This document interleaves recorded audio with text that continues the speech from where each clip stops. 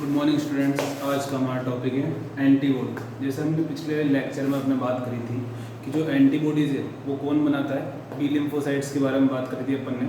B lymphocytes के जो plasma cell, दो सेल्स के बारे में बात करी थी हमने, एक तो plasma cells and helper T cells. ठीक है, तो जो प्लाज्मा सेल्स थे वो एंटीबॉडीज़ या फिर इसको दूसरा नाम दिया था इम्यूनोग्लोबुलिन्स, उनका फॉर्मेशन करते हैं।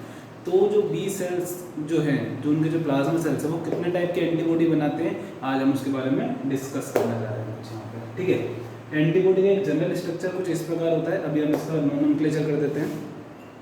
ठीक है, ये एंड जो होता है इसका वो कहलाता है COOH ग्रुप। ठीक है, इस एंड पे होता है इसके NH2। ठीक है, NH2। ठीक है, ये हमारा एंटीबॉडी का स्ट्रक्चर है और ये जो दिख रहा है आप सबको, ये क्या है, हमारा एंटीजन। ठीक है,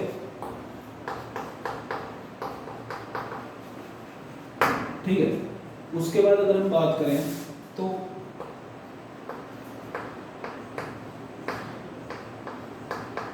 ठीक है, ये इस बॉन्ड के बारे में बाद में बताऊंगा। ये जो एंटीबॉडी का स्ट्रक्चर होता है वो दो चेन से मिलकर बना होता है, जिसमें से एक चेन तो ये होती है 2 heavy chains and 2 light chain, जैसे कि हैवी चेन। ठीक है, एंड ये जो दोनों छोटी छोटी सी बच्ची, इसका नाम क्या है, लाइट चेन। ठीक है, ठीक है। उसके बाद हम बात कर लेते हैं रीजन की। इस एंटीबॉडी का जो स्ट्रक्चर होता है इसमें भी रीजन होता है। ठीक है, यहां से लेकर यहां तक का जो रीजन होता है वो क्या कहलाता है, अपना कांस्टेंट रीजन। ठीक है, और ये रीजन जो बचा, इस रीजन को अपन क्या बोलेंगे, वेरिएबल रीजन। ठीक है, जैसे इसमें यहां से लेकर यहां तक का रीजन कांस्टेंट रीजन कहलाया, और ये रीजन जो है वो क्या कहलाया, वेरिएबल रीजन। जितने भी टाइप के एंटीबॉडीज होती है सबके अंदर ये वाला जो रीजन होता है, जिसको हम कांस्टेंट रीजन बोलते हैं, सेम होता है। ओनली जो डिफरेंस आता है वो आता है इस रीजन में।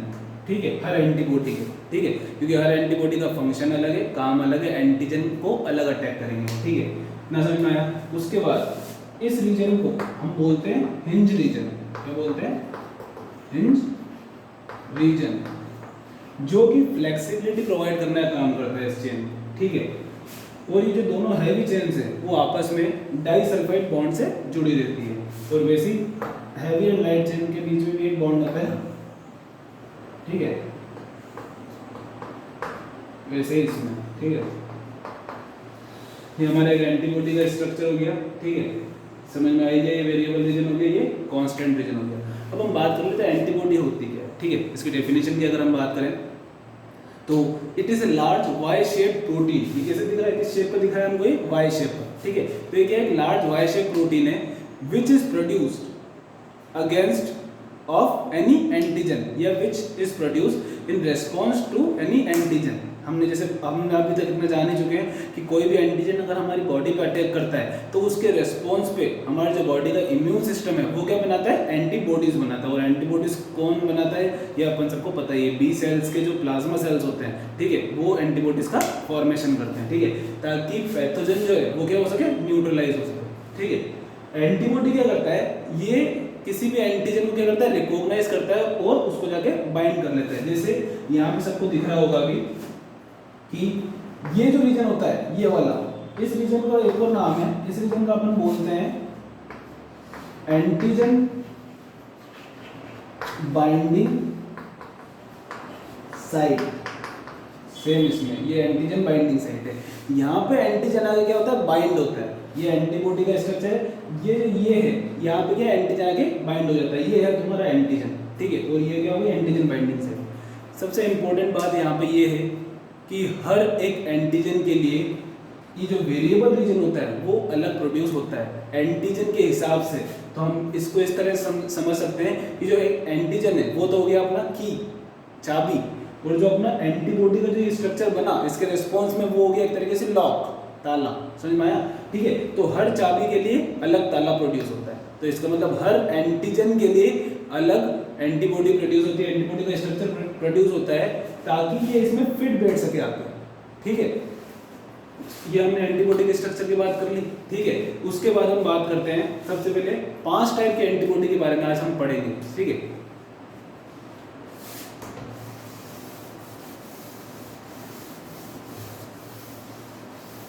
There are 5 types of antibodies.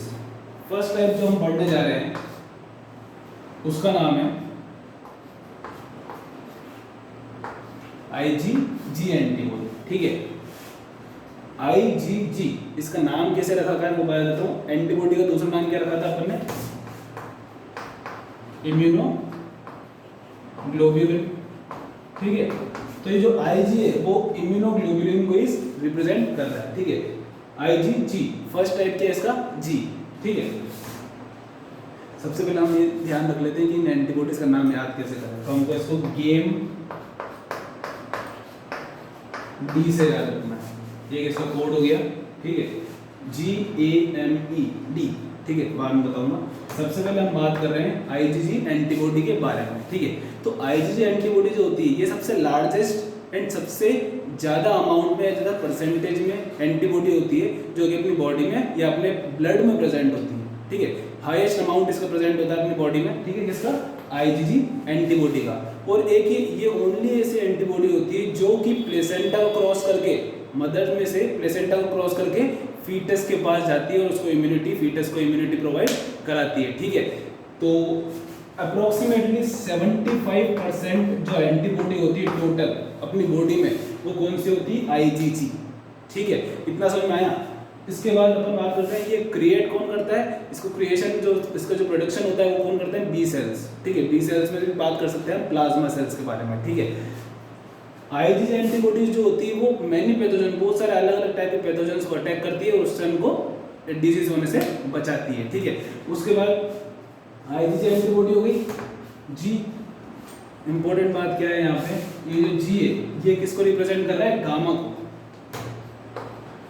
ठीक है। तो इसमें जो हैवी चेन होती है, ठीक है, वो क्या होती है? गामा चेन में बोलते हैं हम उसको, ठीक है। तो हमको उसी वर्ड से या उसी लेटर से हमको चेन के बारे में पता चल जाएगा, ठीक है। तो IgG एंटीबॉडी के बारे में समझ में आ गया सबको, ठीक है। अब हम बात करेंगे, गेम से हमने इसका कोड बना रखा है, इसके बाद बात करते हैं हम IgA एंटीबॉडी, ठीक है।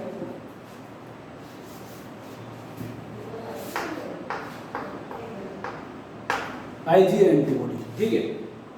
IgA एंटीबॉडी जो होती है, ठीक है, वो हमारे बॉडी के सिक्रीशंस में प्रेजेंट होती है, जैसे कि टीयर्स हो गया, ठीक है, सलाइवा हो गया, स्वेट हो गया, ठीक है, और ब्रेस्ट मिल्क हो गया, ठीक है। सबसे ज्यादा ब्रेस्ट मिल्क में प्रेजेंट होती है कौन सी एंटीबॉडी? IgA एंटीबॉडी, ठीक है। ये इसमें ये अपने सिक्रीशन हुआ बॉडी के कुछ इसके अंदर प्रेजेंट होती है। इस IgA एंटीबॉडी का जो मेन फंक्शन है वो फंक्शन है इसका जो अपनी जैसे GI ट्रैक्ट है, गैस्ट्रोइंटेस्टाइनल ट्रैक्ट या डाइजेस्टिव ट्रैक्ट जिसको हम बोलते हैं, ठीक है। हमारे जो रेस्पिरेटरी ट्रैक्ट है, हमारे जो जेनाइटो यूरिनरी ट्रैक्ट है, उनकी जो लाइनिंग होती है, हम सब ने पहले पढ़ रखा है कि जिन मेम्ब्रेन्स की या इन कैविटीज में जितनी भी लाइनिंग होती है वो किससे मिलकर बनी होती है? एपिथेलियल सेल्स से, ठीक है। तो IgA एंटीबॉडी का जो मेन फंक्शन है वो मेन फंक्शन क्या है कि अपने रेस्पिरेटरी ट्रैक्ट, डाइजेस्टिव ट्रैक्ट, इनको प्रोटेक्शन देना, ठीक है। इनकी एपिथेलियल सेल्स को क्या करना? प्रोटेक्शन करना किसी भी एंटीजन, पर्टिकुलर एंटीजन के खिलाफ, ठीक है। उसके बाद हम बात कर लेते हैं इसका परसेंटेज कितना बॉडी अपनी बॉडी में होता है। तो इसका परसेंटेज होता है कुल 15% के अप्रॉक्स IgA एंटीबॉडी पाई जाती है अपनी बॉडी में, ठीक है। उसके बाद ये इंपॉर्टेंट है, tear, saliva, sweat, breast milk, ठीक है। इन सिक्रीशन में IgA एंटीबॉडी काम करती है, ठीक है, पाई जाती है।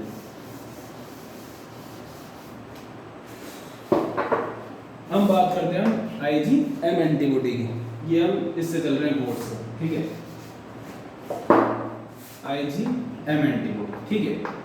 तो IgM एंटीबॉडी जो होती है वो सबसे पहले अगर अपनी बॉडी में किसी भी पैथोजन या किसी भी माइक्रो ऑर्गेनिज्म ने अटैक किया तो सबसे पहले जो एंटीबॉडी अटैक करती है या जो एक्टिवेट होती है उसका नाम क्या है? IgM एंटीबॉडी, ठीक है। इतना समझ में आया, ठीक है। IgM एंटीबॉडी सबसे पहले अटैक करती है, ठीक है। उसके बाद आईजीएम एंटीबॉडी, जैसे कोई इन्फेक्शन हुआ, किसी एंटीजन ने अपन को अटैक किया, तो कुछ दिन के लिए आईजीएम एंटीबॉडी का जो लेवल होता है अपनी बॉडी में या अपने ब्लड में, उसका लेवल थोड़ा बढ़ जाता है। पर जैसे ही जो इन्फेक्शन है, जो पैथोजन है, अगर उसका अटैक कम हो जाता है किसी भी अपने इम्यून सिस्टम के द्वारा, तो ये आईजीएम एंटीबॉडी का जो लेवल था वो वापस नॉर्मल हो जाता है, ठीक है। एक बात अपन और भूल गए इसमें आईजीएम एंटीबॉडी में, कि ये मदर के मिल्क से कहाँ पे जाता है, फीटस के अंदर एंटर करता है, ठीक है। उसके बाद आईजीएम एंटीबॉडी की अब अपन बात कर रहे हैं, ठीक है। तो ये क्या है, एक तरीके से प्राइमरी रेस्पॉन्स देता है, प्राइमरी रेस्पॉन्स देने का काम करता है। जैसे किसी भी एंटीजन ने अटैक किया तो प्राइमरी रेस्पॉन्स कौन देगा, आईजीएम एंटीबॉडी देगा, ठीक है। ये फाइनल रेस्पॉन्स नहीं, ओनली प्राइमरी रेस्पॉन्स देने का काम करता है। ये अपनी बॉडी में कुल 5 to 10% के लगभग प्रोड्यूस होता है, ठीक है। कितना, only 5 to 10% of all the immunoglobulins, ठीक है। उसके बाद आईजीएम एंटीबॉडी हो गई। अब हम बात करते हैं आईजीई एंटीबॉडी की। तो ये जो अपनी आईजीई एंटीबॉडीज होती है, ये अपनी सेल मेम्ब्रेन्स के ऊपर फाउंड होती है, सेल मेम्ब्रेन्स के ऊपर पाई जाती है, ठीक है। और जैसे ही कोई एंटीजन अटैक करता है या ऐसे इस एंटीबॉडी से आगे बाउंड होता है, ये अपना इंफ्लेमेटरी रिस्पॉन्स शो करती है। इन्फ्लेमेशन सब जानते हैं, स्वेलिंग, ठीक है। और मेनली जो आईजीई एंटीबॉडी होती है, ये किसी भी एलर्जिक रिएक्शन के कारण एक्टिवेट होती है। कोई भी एलर्जी हो सकती है पोलन ग्रेन वगैरह से, तो उसके कारण अगर अपन को एलर्जी हुई है एंड उस एंटीजन ने अटैक किया है, तो पोलन ग्रेन जो है वो भी एक तरीके से एंटीजन अपनी बॉडी के लिए, ठीक है। तो क्या होगा, सबसे पहले इन्फ्लेमेटरी रिस्पॉन्स प्रोड्यूस होगा, ठीक है। इन्फ्लेमेटरी रिस्पॉन्स प्रोड्यूस होगा, स्वेलिंग वगैरह उस जगह आएगी, और ये एंटीबॉडी आईजीई एंटीबॉडी जो होगी वो एक्टिवेट होगी, ठीक है। लास्ट इसका, हाँ, इसका जो आईजीई एंटीबॉडी जो होती है, इसका जो लेवल होता है अपनी बॉडी में, ठीक है, वो कितना होता है, 0.25%, ठीक है, आईजीई एंटीबॉडी का, ठीक है। उसके बाद हम बात करते हैं लास्ट एंटीबॉडी कौन सी बची हमारी, आईजीडी,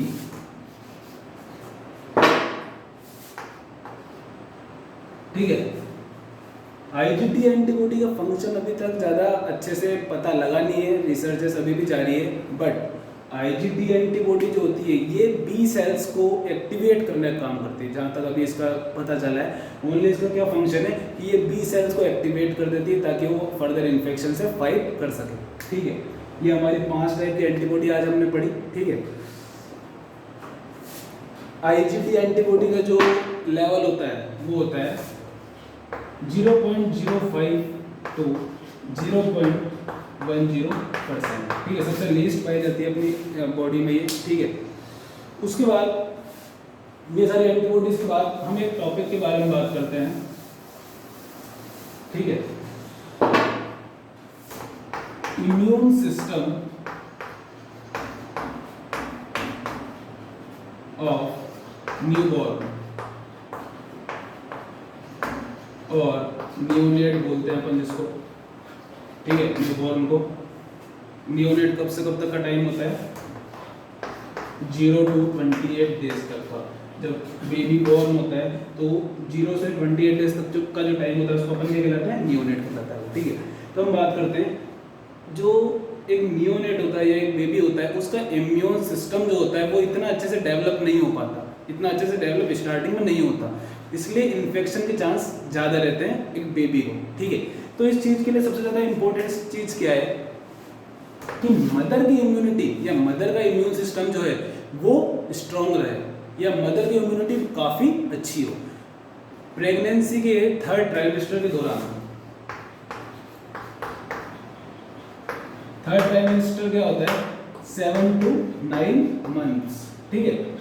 इस दौरान number of antibodies crosses the placenta and enter into the foetus, ठीक है। मदर से इस पीरियड के दौरान 7 to 9 मंथ्स के दौरान बहुत सारी एंटीबॉडीज मदर से निकल के फीटस में जाती है, क्रॉस करती है प्लेसेंटा को, ठीक है। ऐसा इसलिए होता है क्योंकि जैसे ही 9th मंथ के बाद बेबी डिलीवर होगा तो एकदम उसको एक्सटर्नल एनवायरनमेंट में लाखों करोड़ों पैथोजन का सामना करना पड़ेगा, और अगर उसके पास इम्यूनिटी नहीं हुई तो वो इस दुनिया में अलाइव या जिंदा नहीं रह सकता, ठीक है। तो ये हो गया अपना थर्ड ट्राइमेस्टर के दौरान। एक इम्यूनिटी जब बेबी बॉर्न होता है, during the time of born, ठीक है, तब भी कुछ इम्यूनिटी या कुछ एंटीबॉडीज, ठीक है, बेबी के मदर के वेजाइना से निकल के और बेबी के अंदर जाती है, ठीक है। एंड थर्डली, जब बेबी का बर्थ हो जाता है उसके बाद तो एंटीबॉडीज वगैरह जो है अभी अपन ने बताया था कि IgA एंटीबॉडी जो होती है वो मदर के ब्रेस्ट मिल्क से बेबी में जाती है, ठीक है। बट इसके लिए क्या जरूरी है कि मदर का इम्यून सिस्टम काफी स्ट्रांग हो। अगर मदर का इम्यून सिस्टम स्ट्रांग होगा तो बेबी का स्ट्रांग वैसे ही अपने आप हो जाएगा, ठीक है। तो अगर अपन को फिर बाद में अगर अपन बात करते हैं कि अगर अपन को किसी बेबी का इम्यून सिस्टम स्ट्रांग रखना है, ठीक है, क्योंकि ये जो मदर के द्वारा इम्यूनिटी दी जाती है लॉन्ग लास्टिंग नहीं है, ठीक है, धीरे धीरे इसका जो प्रभाव होता है वो कम होता जाता है, ठीक है। अब बेबी का इम्यून सिस्टम स्ट्रांग रखने के लिए क्या होता है, 2-3 चीजें जरूरी है यहाँ पे। फर्स्ट क्या है, इम्यूनाइजेशन, ठीक है, इम्यूनाइजेशन बहुत ज़्यादा जरूरी है, ठीक है। ऐसे एंटीजेंस, ठीक है, जिनके खिलाफ एंटीबॉडीज बन चुकी है, जिनके खिलाफ वैक्सीन वगैरह बन चुकी है, ठीक है, वो हम बर्थ के टाइम पे ही, बर्थ के थोड़े टाइम बाद ही किसी भी बच्चे को, किसी भी बेबी को हम अगर उस वैक्सीन से वैक्सीनेशन कराएंगे तो उसके खिलाफ एंटीबॉडीज प्रोड्यूस होगी और वो बच्चा आगे अगर फर्दर उसको एंटीजन अगर कभी भी अगर करता भी है अगर उसको, ठीक है, तो वो इस बीमारी से या इस एंटीजन से लड़ने में सहायक होगा, ठीक है। फर्स्ट हो गया इम्यूनाइजेशन, सेकंड है ब्रेस्ट फीडिंग, ठीक है। ब्रेस्ट फीडिंग जो होती है तो एक बेबी के लिए बहुत ज़्यादा इंपॉर्टेंट होती है क्योंकि इसके अंदर सारे एसेंशियल न्यूट्रिएंट्स होते हैं, कार्बोहाइड्रेट, फैट, शुगर, प्रोटीन वगैरह एंड सारे विटामिन वगैरह, ठीक है। तो ये बहुत ज़्यादा जरूरी होती है। थर्ड है उसकी डाइट वगैरह, हमको बेबी की डाइट वगैरह का भी अच्छे से ध्यान रखना है। कुल मिला के अगर मदर की डाइट अच्छी होगी तो बेबी की डाइट अपने आप ऑटोमेटिकली अच्छी होगी, ठीक है। नेक्स्ट हम अगली क्लास में पढ़ते हैं। Thank you.